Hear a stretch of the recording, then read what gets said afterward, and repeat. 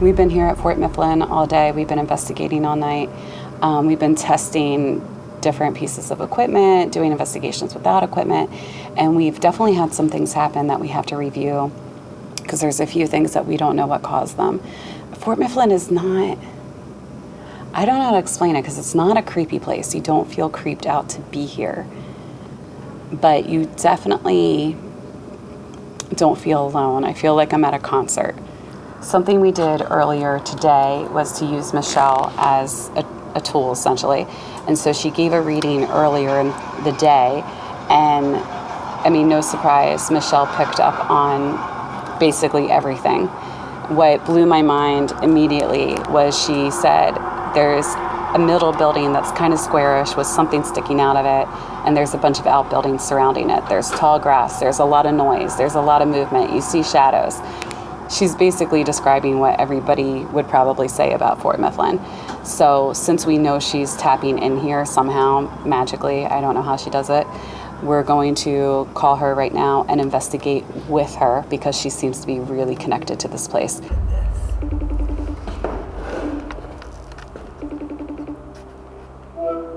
Michelle. Hi.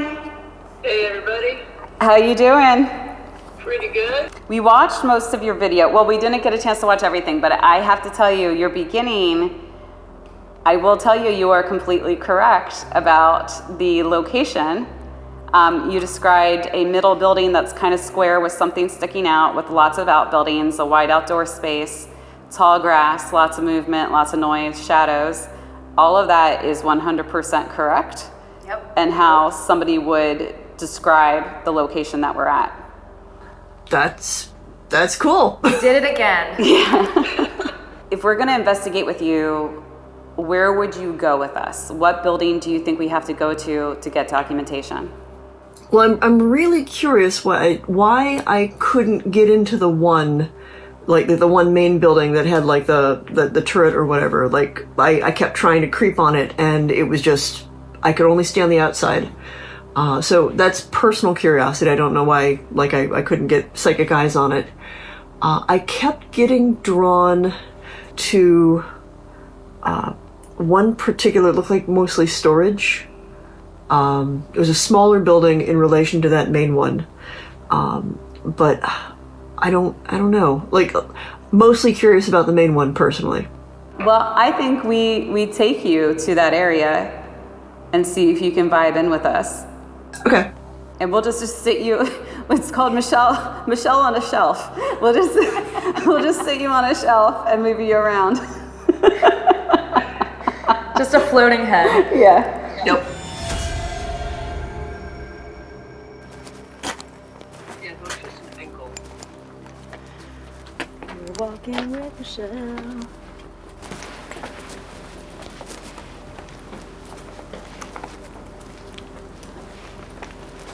All right, so Michelle, we're in the building that you said had a block for you.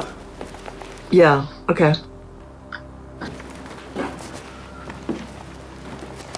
Whoa. I'm gonna put it right here.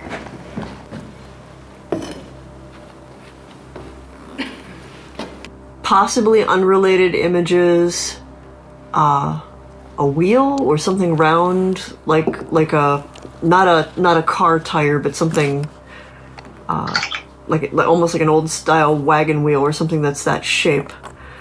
You know how we would sometimes when we walk into a space and there's a little bit of a pressure? Yeah. And when I'm physically present, there's a sense that there's almost like things near my head or kind of near my ears, and I have that. Only I'm not physically there, which is sort of neat. Like the quality of sound in the room that I'm currently in feels like it's changed, even though physically it hasn't. And that's really interesting because that's a sensation that I experience in person, and I've assumed it was purely physical, like a response to low ceilings or close walls, and now I'm not so sure.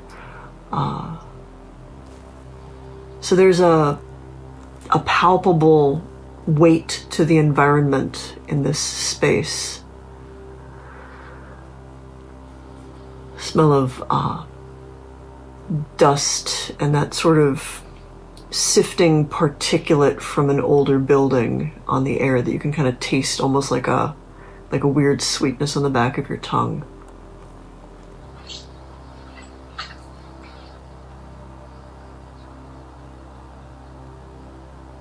A sudden image of a long hallway. No lights from this end, but like some very minimal light toward the very far end. She's talking about Would the almost expect to casemates. see like an exit sign or something, like something that's It's close. Lit up red, or amber. Like it's not a regular bulb. Could be light filtering in. It's very angular. It's actually it might be light coming in through a window, because it's sort of shapes, jagged. Is she talking about 5? I think she's talking about 5 because of Yeah. those windows. Yeah. Those little windows Exactly. are triangles. I can try to sketch that if it would be helpful, but I'm not. Do you want to take her while she's Let's drawing? walk her over. Yep. Yeah.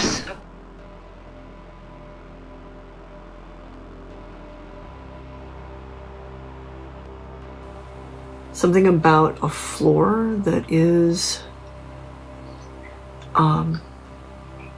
unstable isn't the right word. Unreliable. Like I'm seeing some wear, curling, or something that's like underneath it. The wood isn't solid. Like you're places where you've got to step carefully. You might step through.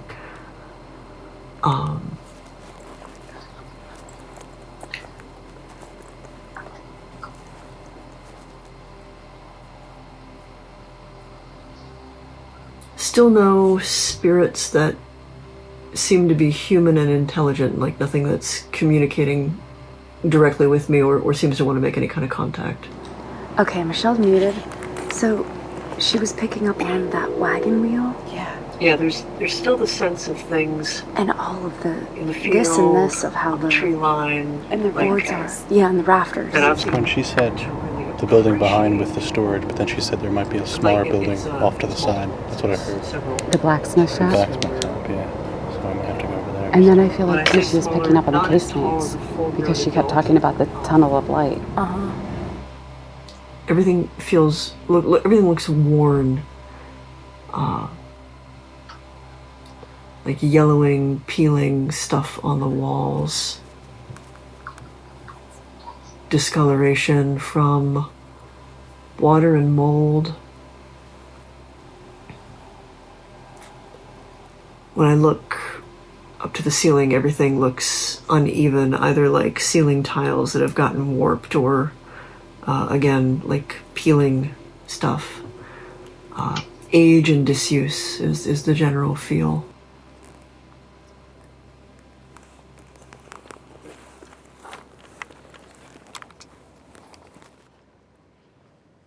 Yeah, not a lot of activity though.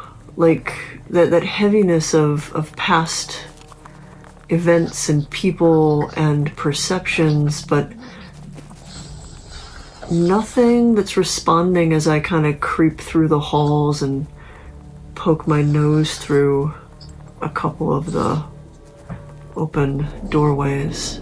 We're moving into another spot right now. Okay. And you just said open doorway, is that what you said? Yeah, I saw the frame of a door, only there wasn't like I don't know if there's actually a door in the frame, but it was like the frame of moving from one space to another. That's exactly what we were doing. I just moved to an open door frame, so you hit on that. Like Perfect. right as she did it. Like right as I did it. I couldn't even believe it. That's fun. Yeah. It sort of smells different.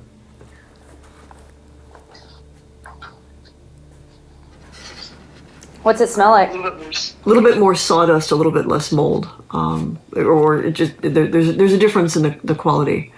And by scent, I mean I'm not actually smelling anything, but like I don't have a better sense to relate that to. Like there's a different feel on the air. it's a space that's seen a lot and a lot of people moving in and out of it over time. But actually, let me be clearer on that, because I could say a lot of people moving in and out of it over time, and that's going to sound like Grand Central Station, but there's a sense of people who belonged to this space decades ago, and comings and goings that way. There are some cyclic, more recent sense of small groups or individuals coming in and going back out. Wait, I got a flash of that shadow figure. But the sense of, like, I have to turn around to see it, not in this room, but the sense of being just back outside. Hallway again. Different hallway though. Doesn't seem the same. Doesn't have the same shape. Stuff at the end of it. I don't know if that's intelligent. That feels like an echo of someone's experience, which has happened often enough that I've started to be able to identify what that feels like. So a shadow figure in a hallway is what you said? This specific flash was being in that room, having something catch my attention and make me turn back toward the way I came in, and having to look over my shoulder to see something just beyond the entryway. And it's just flash and gone. Let's go. Indistinct, humanoid.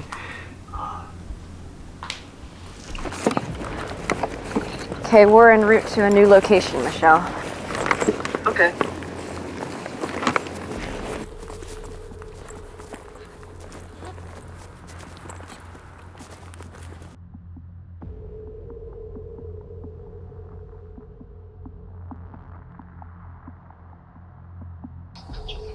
Yeah, another flash of someone shutting a door to a small, hot space, shutting someone in.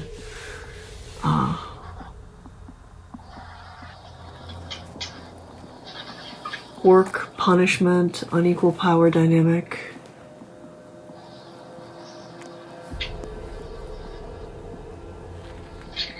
Fear and resentment, but mostly fear and a sense of being out of control, like there's no recourse for help. This is just what you're stuck with. Michelle, can I ask, does gender of the investigators matter for this place?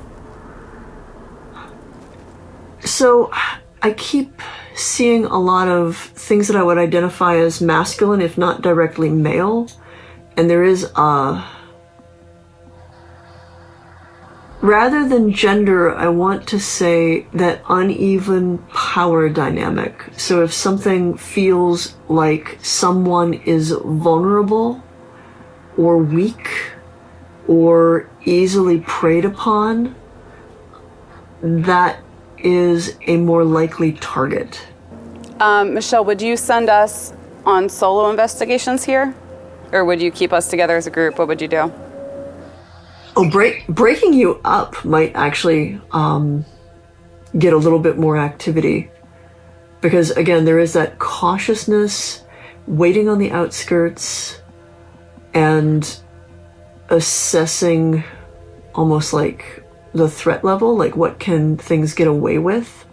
So if you were separate with as few people around you as possible, if you put yourselves in a solitary, vulnerable, apparently vulnerable position, that might get a response. Michelle, thank you so much. Hey, have fun, good luck. Stay safe, even though I think part of your job is going to be looking vulnerable for a little bit. Sounds like it. Thank you. So I don't know, the only way I can think for us to be more vulnerable is we have to split up and go to some of these. Go to the scariest spot Go we to can the think scariest of. spot. All right, so I am over at the caretaker's house right now. I've never been over here before. Last time I was here, we weren't allowed in. But I'd always heard stories that this building specifically had a lot of activity and not always pleasant activity. I guess this is where people have had a lot of things happen, including hearing the screaming of the woman that they believe to be an Elizabeth. They're not sure which Elizabeth. I don't get a great feeling in here. It doesn't feel evil, but you know, Michelle said we would have our best luck getting activity documented if we were vulnerable. And out of everywhere we've been on this property tonight, this is where I feel the most vulnerable. This tunnel behind me is where I'm going to do my solo investigation. It's the powder magazine, and it's where barrels of gunpowder were stored. And you'll see when we get in there how creepy it is. Oh, hello?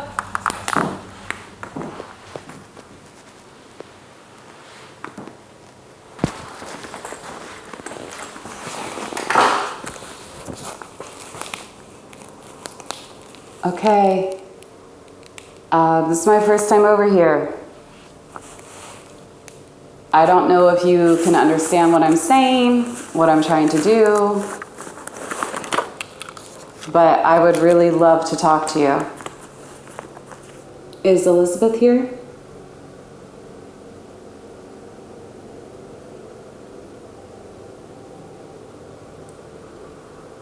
I'm sorry, I don't know your family name. What is your family name?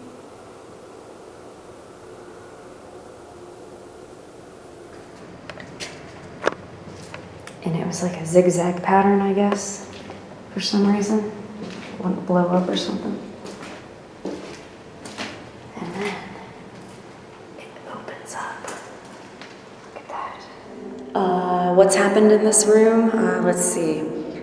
People have been touched. They get a lot of EVPs in here. So that's what I'm gonna do during my solo, is I'm gonna set up my recorder and see if we can get some action.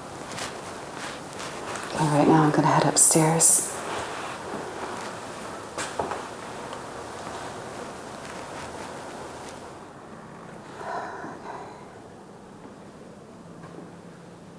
Hello?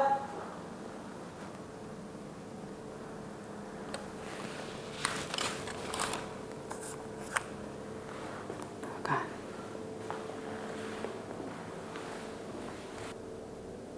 Can you show me that you're here? Can you drain the energy in my camera and my batteries? Can you take all the energy in this room to do something so I know I'm not alone?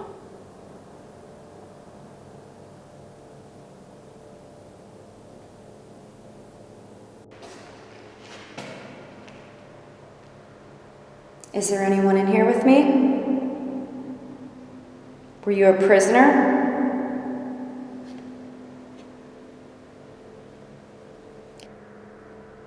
What's your name?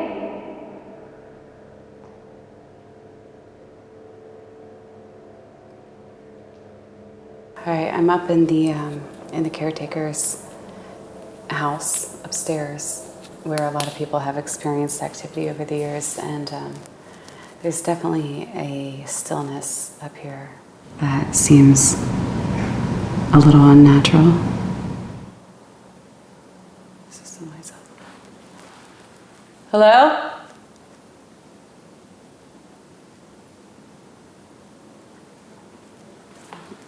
Little noises. Hello? I brought this little flag as a trigger object. These were the flags that were flown here. Can you show yourself as a light anomaly for me?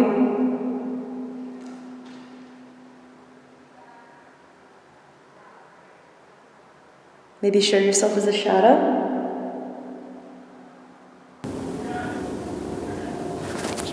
Oh, shit. Zak. Yo! What's all the yelling?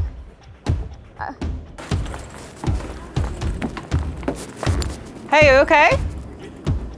Sorry, my heart's racing. What happened? Wait. You were in the security bunkers? The Sally ports. At first, I was being real nice, like, oh, thank you for your service and everything. Yeah. And it was kind of quiet, and there's some little fields and stuff. I put the tester coil in between the middle, and then I put the camera down on a ledge, and I was going to go to the door and open it up and say, okay, like I was joking around. I'm opening the door, I'm letting them all in. Between the Tesla coil and the door, it's probably about 5-6 feet. And so I was opening the door up, and right after I said that, I felt literally, and it was nowhere near the Tesla coil, a shock go up my leg and through my arm. That was actually right. First, I heard the noise of the Tesla coil going, like really sparking. I was like, whoa, and then I felt a shock, and I just got scared. I ran out. I forgot the camera, then I went back to get the camera. What do you think that could have been? I don't know. I was thinking, it's like, there's no way that I was touching the coil. Like, I was too far away. And if I would have touched it, the ball would have fell off. Yeah. But, that's weird. I think we should go over there and, Should I go over for like 5 minutes? yeah, just to see. All right, let's go. 5 minutes? Let's do it. You were just right here. And it happened? See, if I would You weren't even in the bunker? No. So, originally I started over here. Went back and forth. I was like, okay, I'm going to put the Tesla coil right here. Is it still going off? Yeah. I was like, oh, is this door open? I was just holding self-shooting. Is this door open? And it opened. So I'm like, oh, good. So actually, I might want to get this on camera. Yeah. Opening it up. So I think I left it open because I was going to go and shut it or whatever again. So I put the camera up over here. The best shot I could get. Probably still zoomed in a bit. Anyway, I put the camera up there, and as I was walking back, I was like, okay, like, because I was nice at first, but then I was like, okay, I'm going to open the door up, I'm going to let everybody in. And as soon as I went right here, I was about to touch the door again, that's when I heard, bzz. I was like, that's weird.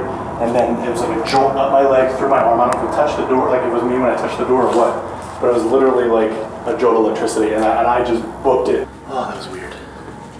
That was weird. So, As soon as I touched the door, can we just point out that you're an electrical engineer? Yes, You yes, just got and I shocked can't- and you have no idea how that could happen. Yep, that's the irony of it all.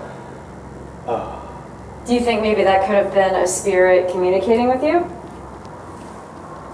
I think it probably, I mean, His head's about to explode. yeah, it really is.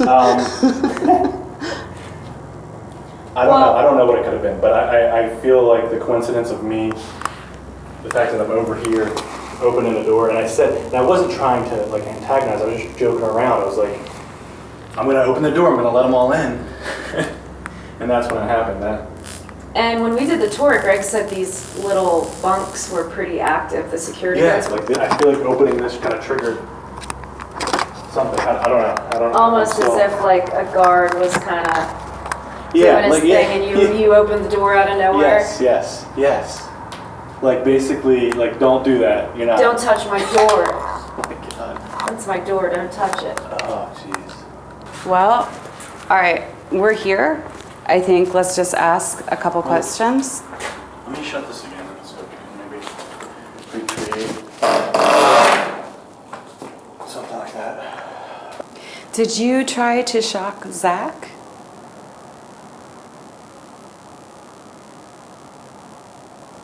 Do you guard this place?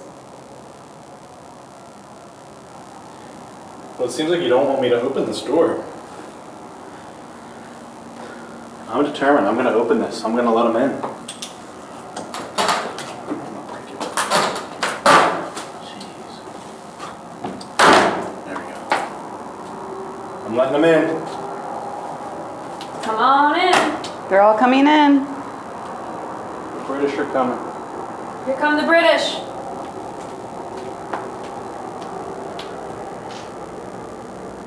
Yeah. Well, I think what's cool about this, and something that we were like, you know, what would be a cool experiment to do at Fort Mifflin, was let's take away the equipment, let's reintroduce it, see if it makes a difference. Mm-hmm. You and I did not have equipment going on our solos. No. Nothing really happened to us. Just had no And recorder. here's Zak, electrical engineer, building all your own equipment, and you're like, let me see if anything happens. And it seems like every single time we introduced a tool, we got more activity for whatever reason. I don't have the answers for that right now. I don't know why. And it certainly doesn't work that way in every place. No. Like, we've had that happen the opposite way. But for whatever reason tonight, it seems to be whenever we introduce things, specifically this guy, the Tesla coil, things have been happening for us. We're going into early light, so let's get packed up. Are you okay? You okay? Yeah. I want to shut the door, guys, so that they don't get in. Just Shut in the case. door. So we could go home in peace.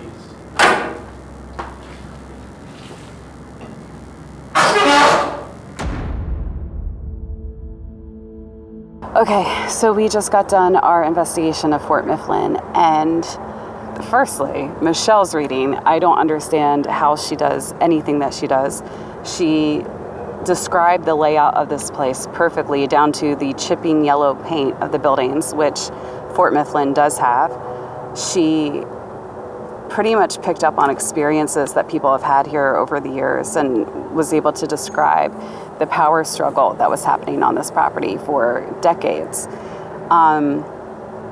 One of the reasons that we thought Fort Mifflin would be cool to experiment with is because it does have so much history, it does have so much tragedy, but there's been so many people over the years that have captured things on cameras, captured things through objective means.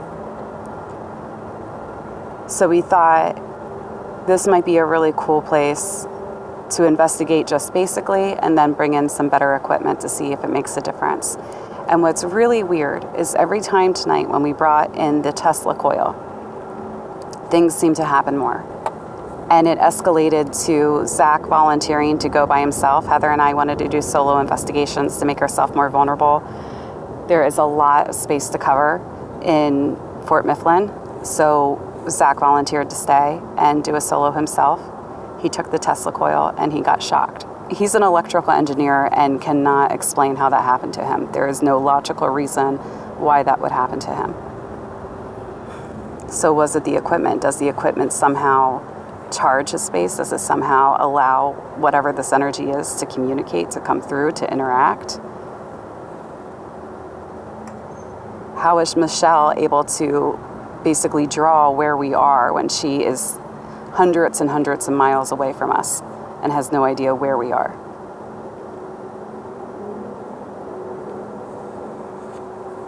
It just doesn't make any sense. There's no logical reason that those things should have happened tonight. But they did.